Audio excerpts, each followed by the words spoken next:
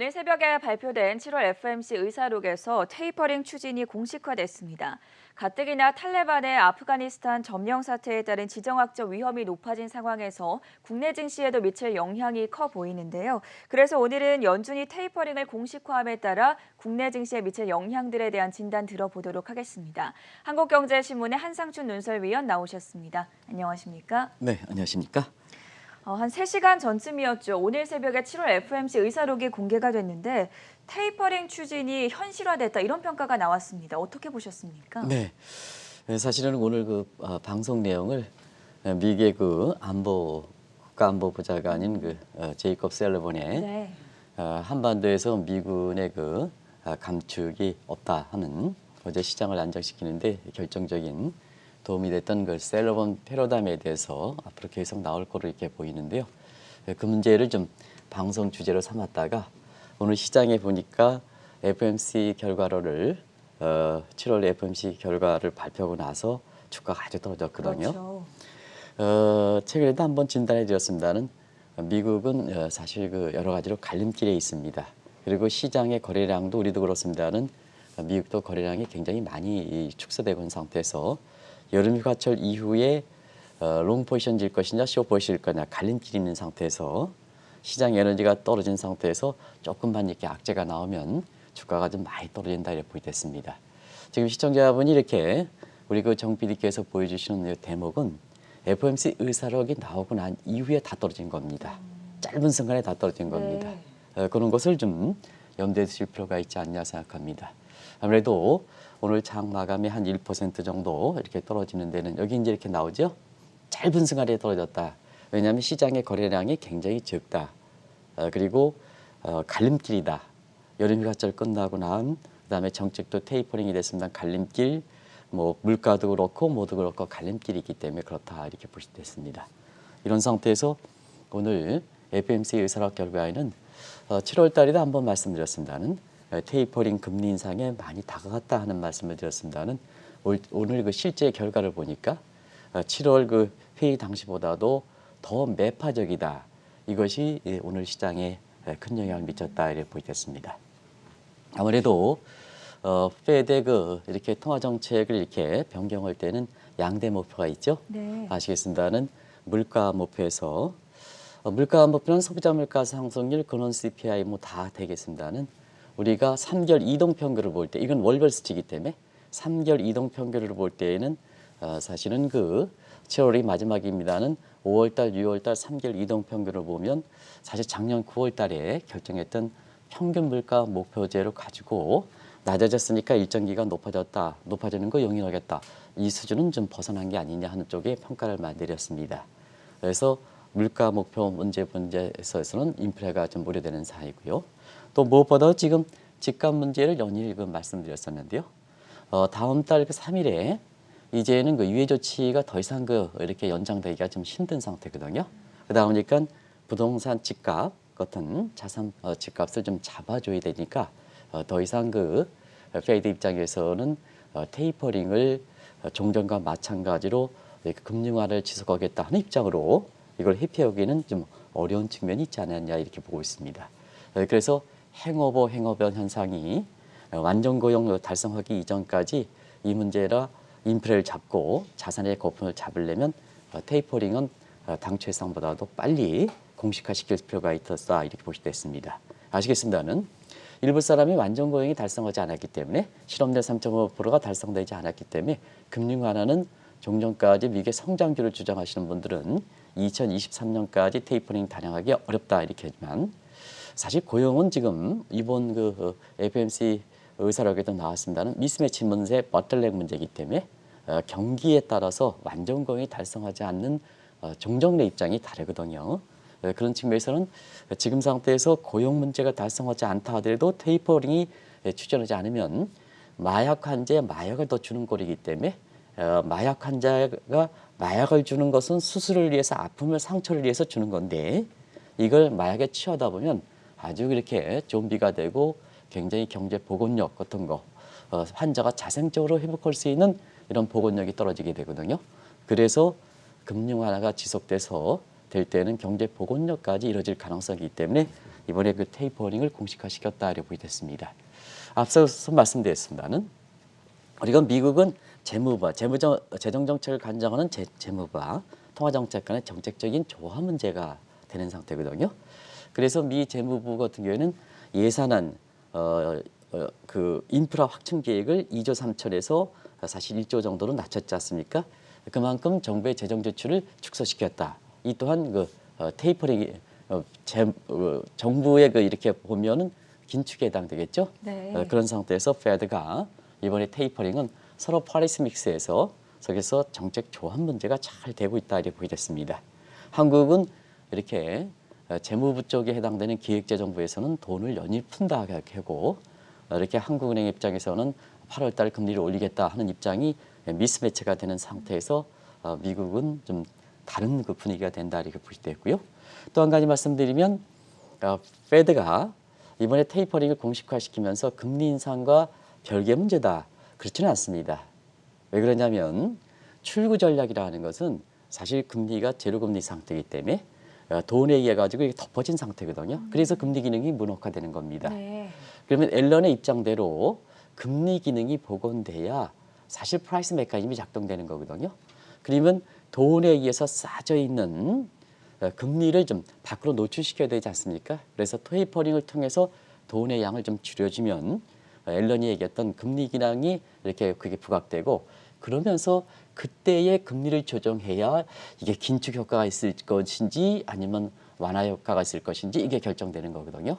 그래서 사실 오늘 그 테이퍼링과 금리 인상은 별개 문제다 하는 얘기인데 그렇지는 않고 출구 전략에 엑스 스트레치에서 보면 테이퍼링에 의해서 돈부터 좀 걷어주고 정책 목표의 달성 여부에 따라서 금리도 올라간다. 이렇게 이제 보시면 되겠습니다.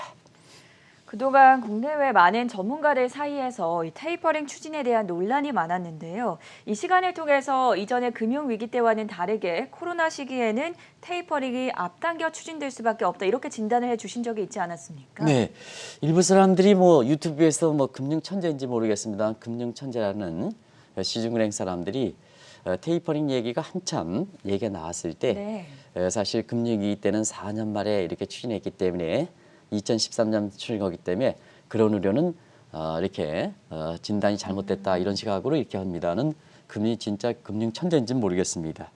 뭐든지 경제 현상이라는 거는 과거의 데이터를 반복하는 게 아닙니다. 어제도 이제 말씀드렸습니다는 코로나의 위기 때 일부 회장께서 기축통화 달러 간다 이렇게 하는데 과거의 견념상 보면은 이렇게 어려울 때는 달러가 강세가 되겠죠. 그러나 사실 경제 현상을 발생하기 때문에 위기의 성격에 따라서 다르다 얘기하는 거거든요. 그래서 작년에 달러만큼은 사지 마십시오. 달러같이 폭락합니다. 이런 쪽에서는 바이러스 질병 문제이기 때문에 사실 그 사람의 이동 제한시키면 상품의 이동도 제한되고 자본의 이동도 제한되거든요. 어디가 경제 피해가 많았느냐? 미국이 많았죠. 트럼프도 잘못됐기 때문에. 네. 그래서 미국은 돈을 왕창 풀고 한국은 국내 자발적으로 작년에 3월 달 같은 경우는 방역 선제이기 때문에 돈을 덜 풀었거든요. 그러면 이것이 자본의 이동이 안 되니까 돈을 많이 풀었던 달러 가치는 폭락하게 되는 거고 환율은 상대비 같은 경우에 원하는 강세가 되는 거거든요. 그래서 원달러 환율이 환율상으로 보면 1285원에서 우리 연체 1082원으로 200원 정도 폭락하게 됐던 배경이다. 이렇게 보시면 되겠습니다. 이걸 다시 한번 좀 말씀드리면 글로벌 금융위기 때 4년 만에 테이퍼링 추진했다 해서 코로나 직후 때에도 동일하게 이렇게 반복해서 4년 후에나 추진하겠다. 이것은 굉장히 잘못되어 있다. 왜냐하면 금융위기와 코로나 위기는 서로 성격이 다르지 않습니까? 시청자 여러분 아시겠습니다는 글로벌 금융위기, 2008년 서브프라임 모기론 사태, 리먼 브러스 사태는 전부 미국의 주택 서브프라임과 관련된 시스템 문제, 그 다음에 글로벌 인베스트먼트 간의 레버리지 투자 같은 시스템 문제거든요. 제도와 결부되어 있기 때문에요. 그렇기 때문에 이때는 사실상 그 어느 정도 시스템 문제는 사전에 예고 가능합니다. 그래서 2007년에 루비니 교수는 서브프라임 모건 사태가 얘기된다. 이렇지 않습니까? 그러면 사전에 얘기가 되면 사실 이렇게 준비가 되는 거거든요. 그래서 막상 발표되면 초기 충격은 이렇게 적은 겁니다. 근데 시스템이 치유가 돼야 실물 경제 회복이 되기 때문에 시스템, 위기락한 시스템을 치유하는 단계가 이렇게 되려면 시간이 많이 걸리는 겁니다. 그런 단계 때문에 미국의 그 테이퍼링 얘기가 처음 번행 기장이 나올 때는 4년이 걸렸다 이렇게 됐습니다. 근데 이제 코로나 위기는 어떠냐? 코로나 위기는 nobody knows입니다. 바이러스 디스토피아 면제의 첫 사례이기 때문에 과거에 전례가 없었죠. 전례가 없으니까 작년 2월 달에 한순간에 붕괴됐지 않습니까? 네. 미국의 다우존스도 28,000에서 18,500으로 10,000포인트에서 한순간에 붕괴됐지 않습니까? 한국의 콜스피도 2,200에서 3월 10일 날 1,457로 한순간에 붕괴되지 않습니까? 돈 풀어야죠. 완충시켜야죠. 그래서 매입 대상을 가리지 않고 정크 펀드가 이제 매입 대상에서 돈을 많이 푼 겁니다. 초기 충격이 큽니다.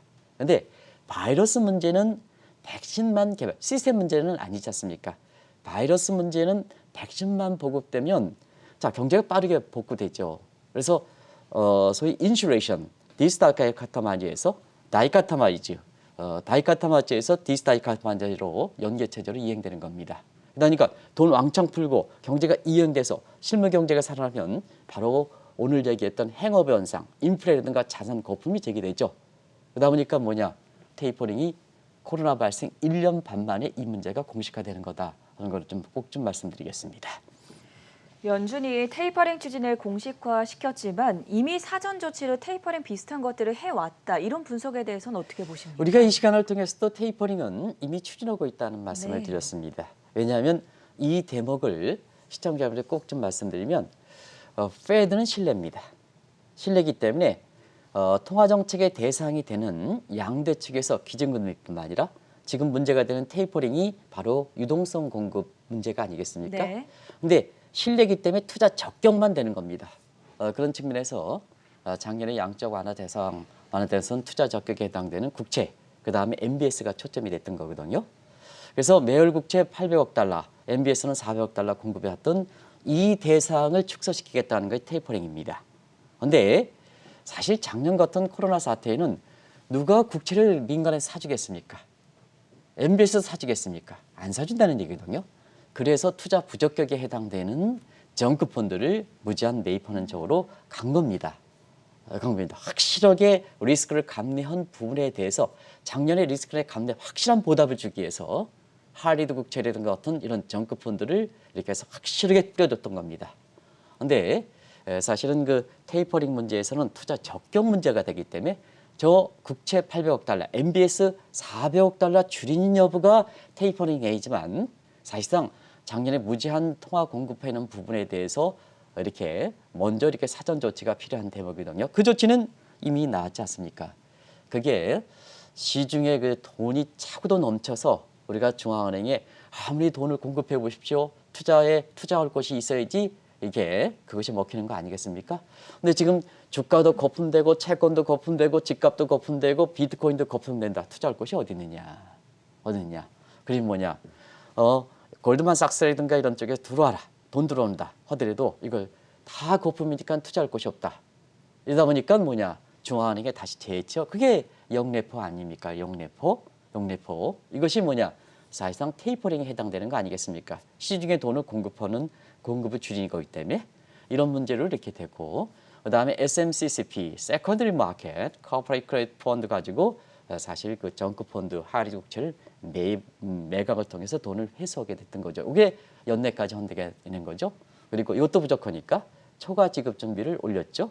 이런 조치로 인해서 시중의 유동성은 사실상 이번에 테이퍼링 공식하기 전에 이미 진행되어 왔다 이렇게 보시됐습니다. 이런 게 예고 조치에 해당된다 이렇게 보시됐습니다.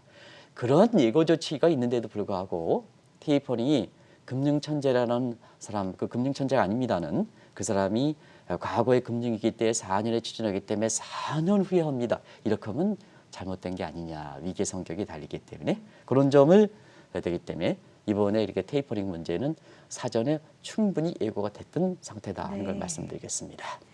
테이퍼링을 공식 시사함에 따라서 월가에서는 이제 곧바로 넘어갈 금리 인상에 대한 관심이 높아지는데 어떻게 바라보면 좋겠습니까? 페드 입장에서는 항상 시장에 미치는 충격을 이렇게 감안해서 우리가 한번 보겠습니다.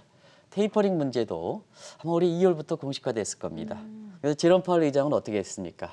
시장에 그 충격을 미치는 것을 적게 하기 위해서 사실 인플레는 일시적입니다. 고용은 2에서 3년 동안 진행됩니다. 이 말을 믿고 테이퍼링은 추진하지 않는다. 금리 완화는 2023년 이후도 할 것이다. 이렇게 진단이 되었다면 네. 오늘 테이퍼링의 7월 회의에서 공식화됐던 얘기를 어떻게 할 것이냐 하는 측면입니다. 그것이 파월 의장이 시장과의 교감을 통해서 시장에 미치는 충격을 완화시키는 단계가 아니라 사실상 그 말을 믿고 얘기했을 때에는 오늘 그 테이퍼링을 공식화했던 문제, 이런 문제가 사실 그렇게 진단했던 사람들 입장에서는 되게 당혹스러운 겁니다. 그런 측면에서 지금 시장에서 보면 시장이 열지 않습니까? 시청자 여러분, 시장이 열지 않습니까? 정책의 갈림길이 있지 않습니까? 경기도 둔화되느냐 갈림길이 있지 않습니까? 텔레방 같은 이런 앞으로 지정학적 위험도 불거지지 않습니까? 불거지고 있는 이런 상태에서 테이퍼링에 공식화시킬 입장에서 금리 인상까지 조만간 단행할 것이다. 이렇게 얘기하면 사실 시장에 미치는 충격은 테이퍼링과 금리 인상과 별개 문제를 하더라도 테이퍼링 얘기 때문에 시장의 에너지가 이었기 때문에 저렇게 떨어지는데 금리 인상까지 공식화 연계시키겠다 하면 더 떨어지게 되는 거죠. 그런 의미를 충분히 보실 필요가 있다는 걸 말씀드리겠습니다. 그래서 페드 입장에서는 그 테이퍼링과 금리 인상은 별개 문제다 얘기해도 이미 시장에서는 6월에 경제 전망과 함께 not float 점도표가 관심이 됐던 겁니다. 왜냐하면 출구 전략에서 보면 돈을 위해서는 테이퍼링에 의해서 당연히 금리를 올라가지 않습니까? 그래서 페드의 테이퍼링과 금리 인상과 별개 문제다 하는데 별개 문제가 아닙니다. 출구 전략은 테이퍼링 추진하면 금리 인상은 해야 되는 겁니다. 그래서 시장에서는 바로 금리 인상 문제에 가고 있다 이렇게 됐습니다. 가장 공식적으로 확인될 수 있는 게 6월달 닷플로트죠. 그래서 7월달은 닷플로트가 안 나오죠. 네. 왜냐하면 경제 전망과 함께 1년에 8번 걸쳐서 경제 전망이 4번 하니까 4번의 닷플로트가 나오는 거죠. 그래서 가장 공식화되고 체계화된 6월달 점도표를 다시 월가에서 뒤집어 보는 얘기는 테이퍼링이 공식화되기 때문에 금리 인상 문제에 바로 연결되기 때문에 그렇습니다. 그래서 주가가 저렇게 떨어지는 겁니다. 그런 측면에서 6월달 닷플로트 내용을 한번 보겠습니다. 2021년 동결이죠. 테이퍼링을 먼저 추진해야 되니까. 그래서 오늘 센트루이스 총재는 올해 내까지 테이퍼링을 완료시켜야 된다는 거 아니겠습니까? 그죠? 그래서 자 2020년 금리 인상을 7명 했죠. 18명 중에. 그리고 2023년 13명 중 이렇게 보는데요. 사실상 2020년도 금리 인상이 공식화되는 게 아니냐 하는 것이 월가 입장에서 받아들이는 분위기다 이렇게 됐습니다. 그럼 어떻게 얘기하느냐? 피볼 레이트 가지고 얘기하는 겁니다. 네. 그래서 피볼 레이트를 보겠습니다. 자, 닷플로트에서 금리 인상을 얘기하는 시각에 제각각 이렇게 합니다. 그중에서 피볼 레이트. 우리가 보면 정규 분포의 가장 익스펙테이션에 해당되는 두터운 확률이 많이 발생할 수 있는 그 부분에 해당되는 에버리지 익스펙테이션에 해당되겠다 이렇게 보여졌습니다. 그러면 2021년 지금은 0.1%입니다. 피볼 스테이트가 2023년은 0.6%입니다. 자, 몇 차례입니까? 0.25% 노멀 스테이블하면 2단계를 가야 되겠죠. 예. 2단계로. 그런 상태에서 사실상 2022년 내년에는 금리 인상 문제가 한 단계 거론되는 겁니다. 그래서 내년 벌써부터 하반기, 내년 상반기 벌써부터 이번에 7월 그 회의가 끝나고 난 이후에 사실 그 금리 인상 문제에 대해서는 금리 인상 시기가 벌써 나오고 있지 않습니까? 그런 점이 과거에는 테이퍼링 추진인데 그건 이제 지나가서 금리 인상 문제에 대해서 블랙아웃 기간이 끝나고 난 이후에 페드 인사들의 입을 통해서 나오는 것은 테이퍼링이 아니라 금리 인상 문제에 나오게 된 배경이다 이렇게 됐습니다. 그래서 지금은 노멀 스텝으로 한다면 2023년까지 금리는 코로나 직전 이전까지 이렇게 올리지 않겠느냐 이렇게 보고 있고요. 앞서 이제 어떤 분이 이렇게 잭슨홀 미팅에서 이걸 결정하겠다, 테이퍼링 시기가 결정하겠다. 잭슨홀 미팅은 FOMC 회의가 아니지 않습니까? 아까 바로 전 사람이 잭슨홀 미팅에서 테이퍼링 시기가 결정되겠다 하는데요. 그건 결정권이 없습니다. 세계적으로 석학이라든가 중앙은행청장의 넓은 오픈 날리지를 구하는 거다. 거기서 결정하는 시각이 페드의 통화 정책이 아니다 하는 걸 꼭 좀 말씀드리겠습니다. 많은 사람이 잭슨홀 미팅이 마치 미국의 통화 정책을 결정하는 거로 이렇게 얘기를 하는데요. 조언만 하고 페드가 그것을 받아들이냐 안 받아들이냐 문제는 별개 문제다는 걸 꼭 좀 말씀드리겠습니다. 그래서 9월달 여름휴가철 이후에 10월 1일부터 시작하는 미국의 새로운 피스칼이어 회계연도 앞두고 10월달 재정정책의 캘린더 이어 아닙니까? 재정정책의 회계연도가 시작되는 거 아닙니까? 통화정책도 맞춰야 되지 않습니까? 그러니까 9월달 회의가 굉장히 통화정책에서 많은 이렇게 변화가 일어나는 겁니다. 다시 한번 말씀드리면 잭슨 홀 미팅은 미국의 통화정책의 테이퍼링 시기라든가 금리 인상 문제가 결정권이 없다 이렇게 보시면 되겠습니다. 그걸 받아들이냐 하는 측면은 9월달 페드 회의에서 결정되는 거다 하는 것을 꼭 좀 말씀드리겠습니다. 이렇게 미국의 테이퍼링과 금리 인상이 기정사실화됨에 따라서 신흥국들 입장에서는 비상이 걸리지 않았을까 불안할 수밖에 없을 텐데요. 네, 오늘 이제 이렇게 그 테이퍼링이 공식화됨에 따라서 네. 사실 신흥국들이 어떤 입장을 보이느냐 증시 움직임이 상당히 좀 관심이 된다. 예. 가뜩이나 우리나라도 이렇게 외국인 자본 이탈 문제가 아주 본격화되는 이런 문제가 아니겠습니까? 그렇죠. 그런 측면에서 나중에 어제의 시장은 무슨 저가 매수니 뭐다 보다도 오랜만에 정책 당국 입장에서는 환율이 치미는 것을 방지하기 위해서 시장에 개입했던 문제. 그다음에 금투업계가 지금 상태에서 이렇게 그 주가가 더 무너질 때에는 본인 자신의 이렇게 자기 자본 프람 트레이딩이든가 이런 문제 많이 문제가 있을 수가 있기 때문에 시장의 완충 기능 때문에 어제 일시적으로 시장이 이렇게 그 주가가 올라가는 모습을 보였다 이렇게 부됐습니다. 주가 흐름 가지고 외환 시장에 지금 금리 시장에 나돌고 있는 테러반 문제라든가 이런 문제, 외국 자본 이탈 문제, 대형주 삼성전자 이탈 문제가 이제는 마무리됐다. 이런 쪽은 아마 어제보다 전일에 외국의 이탈 규모가 한 이렇게 1조에서 한 4천억 달러로 줄어들으니까 이제 그때부터 이제 이렇게 그 외국인 자본의 이탈세가 마무리됐다 하는데 어제도 외국인 자본 이탈세가 지속되지 않습니까? 그런 쪽에 하루하루 모습 가지고 이렇게 시장을 판단하면 안 된다 하는 측면에서 오늘 신흥국들의 테이퍼 텐트링 이후에 금융시장 모습이 굉장히 주목된다고 보겠습니다. 그런 과정에서 코로나 이후에 신흥시장은 2023년 테이퍼링이 첫 언급될 때보다도 다른 측면이 있습니다. 왜냐하면 신흥국장에서 K자형 구조가 굉장히 심해진 상태입니다. 신흥국장에서 선발에 해당되는 중국과 대만과 한국 같은 이런 건 선진신흥국으로 분리되고요. 네. 나머지 국가들은 터키, 브라질, 남아공 이런 취약신흥국으로 분리됩니다. 그런 과정에서 일단은 오늘 테이퍼링이 공식화됨에 따라서 취약신흥국을 중심으로 해서 굉장히 금융시장 움직임이 이렇게 주목되는 상황인데요. 왜 그럴까 하는 측면에서는 테이퍼링이 처음 언급할 때 올해가 2월 달이 되겠죠. 이때의 취약신흥국들은 굉장히 테이퍼 텐트링 현상이 많이 발생했습니다. 그래서 그때 당시에 이렇게 사실 그 우리가 2008년, 2009년 10년짜리 미국의 국채 이렇게 발행해서 자금 조달했던 게 만기가 돌아오는 것과 맞물려서 외자 이탈이 되다 보니까 결과적으로 취약신흥국들이 굉장히 어려움을 겪었었던 문제거든요.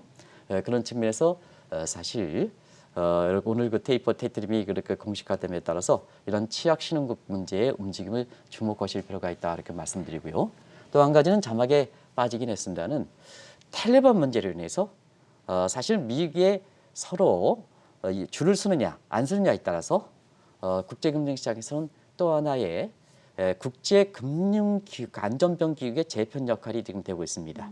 왜 그러냐면 지금 텔레반이 사실 그 자금을 그렇게 아프가니스탄이 달러 보유를 그동안은 페드라든가 그다음에 월드뱅크라든가 네. 이런 IMF 쪽에 이렇게 자금을 모집한 규모가 정확하게 이렇게 봅니다. 외환준비고 성과를 갖고 있기 때문에 정확한 규모는 추정하지 않다 하더라도 한 95억 달러 이상을 갖고 있는 상태거든요. 근데 원래 이거는 그 국가가 해당된 어려운 사태, 텔레반 것처럼 이렇게 아프가니스탄 어려운 사태는 다시 자금을 그쪽으로 뿌려줘야 됩니다. 네. 그게 안전변 역할을 하는 거거든요. 근데 사실 지금 것처럼 피보 스테이트 경계할 때 이번에 바이든 대통령이 미군을 아프리카에서 철수와 함께 그 페드에 맡기고 그다음에 월드뱅크에 맡기고 IMF에 맡겼던 자산 동결을 동결시켜 버렸거든요. 이게 사실상 취약신흥국 중에서 미국의 반은 대부분 취약신흥국들은 대부분 그 중국 쪽으로 돌아선 상태인데요. 이 자산 동결 조치가 함께 굉장히 취약신흥국들의 금융시장이 테이퍼 텐트와 함께 실현이 예상되지 않느냐 하는 이 측면은 텔레몬의 아프가니스탄 이후에 바이든 행정부가 자산 동결 조치, 미국에 반하는 이런 국가들에 대해서 외환 준비고 성격으로 해당국이 어려워서 사실 뿌려주는 게 외환보일 건데 그것까지 동결시켜버리는 이 북한 문제 관련돼서 굉장히 중요한 문제입니다.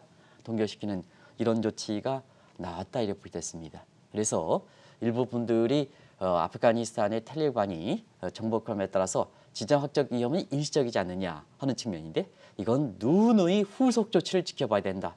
첫 번째 아마 이렇게 진단할 때 그런 내용을 했습니다. 네. 탈레반의 보호복 문제와 함께 미국이 추가적으로 아프가니스탄에 대해서 어떤 탈레반에 대해서 이렇게 할까 계속해서 지켜볼 문제다. 그렇게 일시적으로 그칠 상황은 아니다.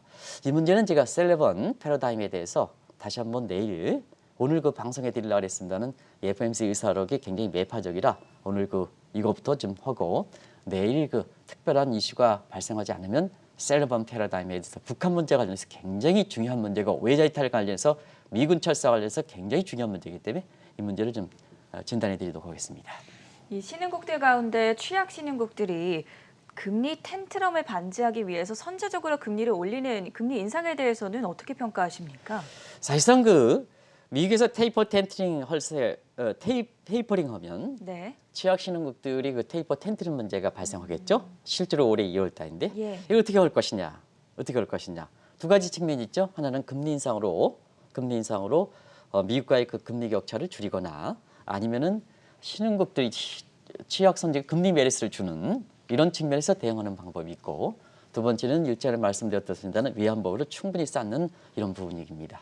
그런데 아시겠습니다는 취약 신흥국들은 외환보호를 쌓고 있다 하더라도 대부분 다 최고 통수권자들이 갖고 연계되어 있는 외환보호 성격을 갖고 있기 때문에 실질적으로 보면 가형 테이퍼 텐트럼이 발생했을 때 가형으로 할 수 있는 부분이 어떻게 될 것이냐 하는 측면이 과거에 우리는 그때 당시에 그런 통수권자라고 얘기할 수 없습니다는 그때 당시에도 외환보유고가 빠지는 상태에서 김영삼 대통령이 외환보유를 300억 달러 갖고 있다 하지만 실질적으로 다른 데 다 투자해 놓으시니까 지금 당장 자금이 빠져나갔을 때 36억 달러이 가형 여보니 가형 외환보유고가 가져갈 수 없었거든요. 네. 그러다 보니까 일본이 엔화 자금 빠져나가니까 결국 거기에 대응하는 상태에서 IMF에 손들게 된 카드거든요.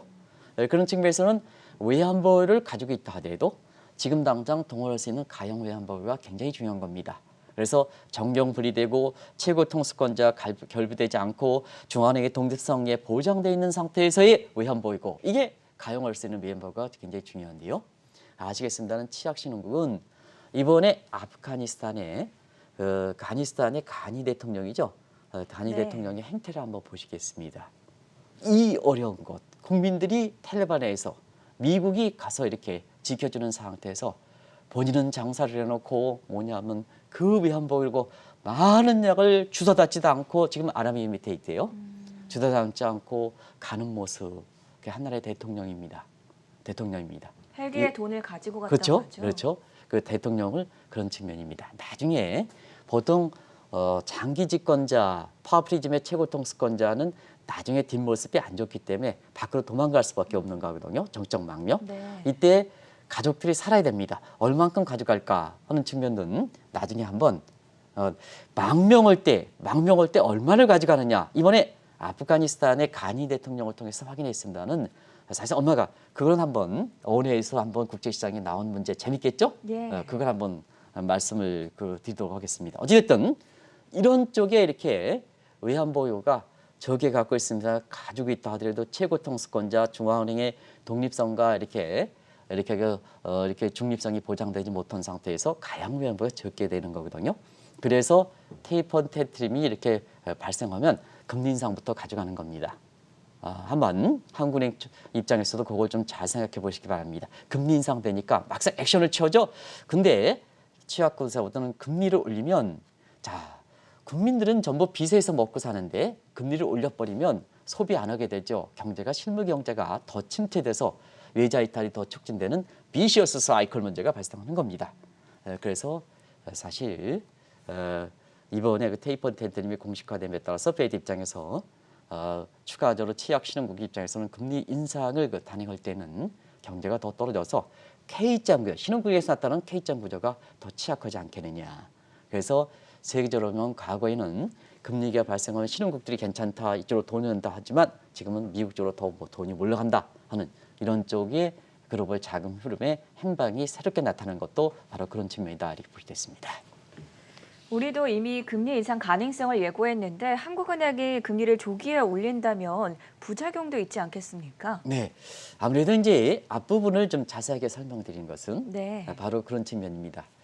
사실은 어제 우리가 외환당국에서 환율이 1178원에서 1170원, 80원이니까 80원만 뚫리면 예. 1200원이 바로 가는 환율이거든요. 그래서 어제 우리가 1200원대 갈 수 있나 이렇게 해서 제목을 가지고 말씀드렸지 않습니까? 네.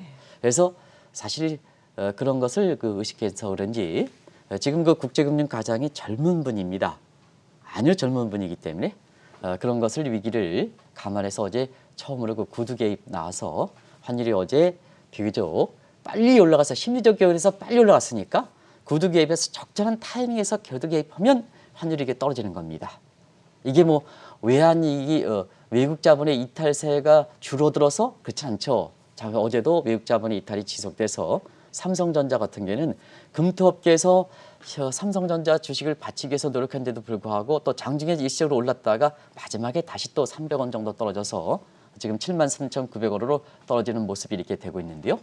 자, 외국 자본은 신흥국은 국가를 사는 겁니다. 국가를 사면 대형주의 모습을 되는 거거든요. 그런 측면에서는 변한 것이 없다 이렇게 볼 수 있습니다. 그런 측면에서 오늘 테이퍼링이 공식화되다 보니까 결국은 사실 한국 입장에서 8월달 뭐 금통위가 많이 남지도 않았습니다. 다음 주 26일이거든요. 26일 날 금통위 되고 있습니다는 자 이제 테이퍼링도 페드에서 공식적으로 추진해서 자 26일 날 금통위에서 금리를 올려야 되지 않느냐 하는 이런 쪽의 시각들이 나올 수가 있습니다.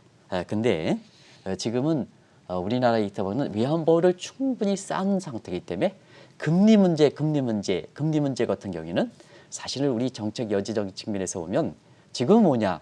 지금은 가장 본질적 문제, 가장 우리 경제 입장에서는 가장 이렇게 중요한 문제부터 해결하는 쪽으로 써야 된다 하는 측면입니다. 그러면 지금 우리 경제 입장에서는 가장 중요한 문제가 뭘까? 가장 이렇게 해결할 사항이 뭡니까? 저는 한번 말씀해 보시기 바랍니다. 지금요. 네네. 가계부채 해결 아니겠습니까? 네, 가계부채 문제가 어저께 고승범 금통위 후보자께서도 네. 이 문제에 대해서 아주 이렇게 원래 그분은 이제 금리 인상에 대해서 매파적인 성향을 강하게 있기 때문에 당연히 나올 수가 있습니다는 지금 우리 경제 현안 중에서 가장 큰 문제는 영끌비 끌었던 젊은 사람들 이미 고개까지 꽉 차 있는 거거든요. 네. 그리고 경제에서 보면 밑바닥에 해당되는 소상공인이 지원금 지금 필요없다는 거 아니겠습니까? 이럴 수 있게끔 해달라는 거 아니겠습니까? 지금 델타 변이 확산돼서 오늘 2,000명대 나오면 다시 또 4주간 연장된다는 얘기 나오지 않습니까? 네. 그런 측면에서 한국경제신문에 이렇게 보면 자 소상공인은 작년 대비해서 70%가 붕괴됐다 이런 얘기합니다. 70%가 붕괴됐다. 이 분들은 지원금이 문제입니까? 지원금이 이렇게 돼서 뿐만 아니라 사채 쓰고 이렇게 해서 마지막까지 버틸 수 있는 사람이었습니다. 이런 사람들한테 자 강남의 부채, 가계부채 해결하겠다, 금리를 올렸다 이렇게 할 때는 사실 경제 밑바닥이 전부 무너진다는 얘기입니다. 우리가 항상 말씀드리는 가계부채가 위험세에 올라갔죠. 올라오기 전에 조정을 해야 되는데 이 가계부채가 이게 위험수위가 도달하면 네. 그때는 정책을 달리 써야죠. 왜냐? 가계부채가 위험수에 도달했던 사람의 주체들은 뭡니까? 우리 K자형에서 스퀘어 이펙트가 발생했던 젊은 사람들 살아보겠다고 소상공인에서 살아보겠다고 이렇게 하는 사람 아니겠습니까? 이런 상태에서는 가계부채를 주기 위해서 금리를 올린다 하더라도 사실상 그렇습니다. 소프트 랜딩 시켜야 되는 겁니다. 소프트 랜딩. 지금 상태 하던 금리 인상을 하면 그 사람들 다 나가 자빠지지 않습니까? 가뜩이나 70%가 붕괴되어 있는 상태에서 이 문제거든요. 그래서 항상 얘기합니다는 우리가 최소한 우리 통화정책 같은 경우는 페드와 보조를 맞출 필요가 있다 이렇게 보고 있습니다. 네. 왜 우리는 유동성 줄이는 문제부터 얘기하지 않습니까? 유동성 문제. 테이퍼링은 왜 안 하십니까? 우리 돈 많이 풀었는데요. 우리가 돈 중앙 입장에서 돈을 안 풀었어? 추경 편성하고 얼마나 돈 풀었습니까? 그러면 그 기획재정 풀어야 됩니까? 시중에 나간 돈은 돈에 얼굴이 있습니까? 중앙에서 흡수해줘야죠. 그래서 우리도 테이퍼링 맞춰서 꼭 긴축을 추진한다. 테이퍼링 맞춰서 금리 인상 문제를 가져가야 된다 하는 측면에서 이렇게 8월 금리 인상 문제에 대해서 테이퍼링에 대해 공식화되니까 이걸 해야 된다 하는 네. 입장은 이렇게 달리 봐야 된다는 걸 꼭 좀 말씀드리겠습니다. 어제 우리 증시 움직임을 살펴보면 상당히 불안한 시장이 연출이 됐는데 오늘 시장은 또 7월 FOMC 회의 의사록이 공개가 됐고 어떤 움직임 보일 거라고 예상하십니까? 네, 어제 주가는 올라가긴 했습니다. 네. 사실 그 주가가 에너지가 있다면 어제 같은 경우에는 그 전일서부터 28포인트 떨어진 그때서부터 네. 기술적 지표상 한 30포인트 이상 올라가야 됐어야 됩니다.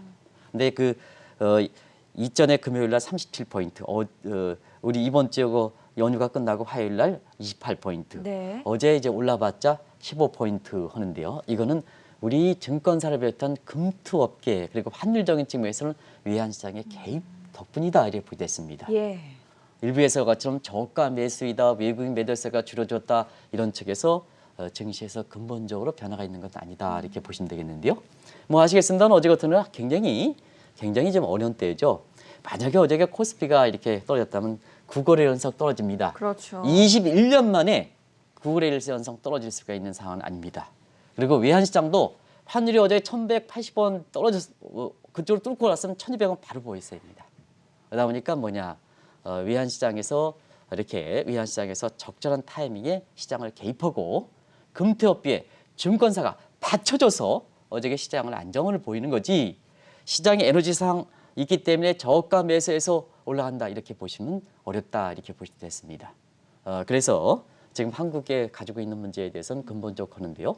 어제 또 한 가지 한반도 지정학적 위험에 대해서 굉장히 완화시켰던 것은 제이콥 셀러번이 미국의 국익이 도움되지 않으면 미군을 철수하겠다. 바로 적용할 수 있는 것이 한국이 아니겠습니까? 이런 질문에 대해서 사실 한국이라든가 그다음에 대만이라든가 동맹국에선 미군 철수 계획이 없다 하는 것도 사실 외국 자본의 이탈 문제에 대해서 진정시켰던 큰 문제거든요. 그래서 지금은 사실 한국의 이렇게 근본적인 변화 부분에서는 이전에 한국경제TV에서 지적했던 문제에 대해서 이렇게 사실상 그렇게 근본적 변화는 없다 이렇게 보겠습니다. 네. 지금은 사실 어려운 상황이니까 최고통선 문재인 대통령뿐만 아니라 사실 그 정책 관료들 이렇게 해서 국민들이 자발적으로 이렇게 해서 플러스 좀 풀어주는 개념으로 해서 이 문제를 극복해야 된다 이렇게 보겠습니다. 정작 지금 탈레반의 아프가니스탄 미군 철수 얘기할 때 문재인 대통령은 어디가 계시고 그다음에 지금 홍남기 부총리께서는 지금 이런 입장에서 그렇게 말씀을 많이 하시는데 어디가 계시고 그런 입장이지 않습니까?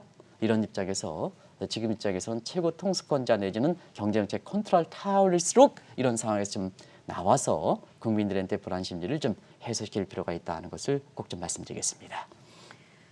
오늘 새벽에 연준의 7월 FOMC 의사록이 공개됐습니다. 연내 테이퍼링이 기정사실화되면서 증시에는 하락 압력을 가했고요. 향후 우리 증시에는 또 어떤 영향을 미칠지 자세한 진단 말씀 들어봤습니다. 지금까지 한국경제신문의 한상춘 논설위원이었습니다. 고맙습니다. 네, 고맙습니다.